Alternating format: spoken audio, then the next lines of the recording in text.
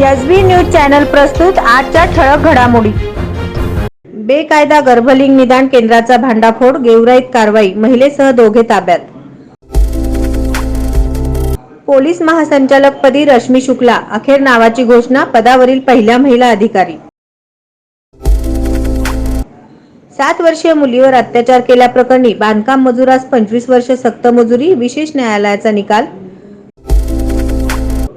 सोलापूर जिल्ह्यातील करमाळा, कुर्डवाडी, टेंभुर्णी, बार्शी, मोहोळ या ठिकाणी घरफोडी करणारा 17 गुन्ह्यातील फरारी आरोपी जेरबंद, 4 लाख ते 43,000 हजारांचा मुद्देमाल जप्त। उजनी जलाशयाच्या परिसरातील टाकळी येथील तळ्यात आढळला 3 टन मांगूर मासा, मत्स्य विभागाची कार्यवाही, मासे खवय्यांमध्ये एकच खळबळ। शेअर्स मार्केटमधील पैशाच्या आमिषाने 51 लाखाची फसवणूक, धाराशिवच्या पितापुत्राविरुद्ध गुन्हा दाखल।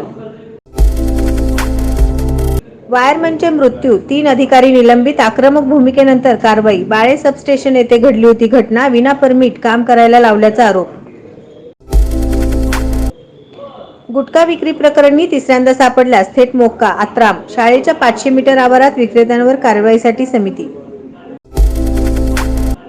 सोलापूर महानगरपालिकेचे आरोग्य केंद्र अनफिट, फिटनेस सर्टिफिकेट द्यायला नकार, विद्यार्थी नागरिक त्रस्त, खासगी डॉक्टर मागतायत 500 रुपये।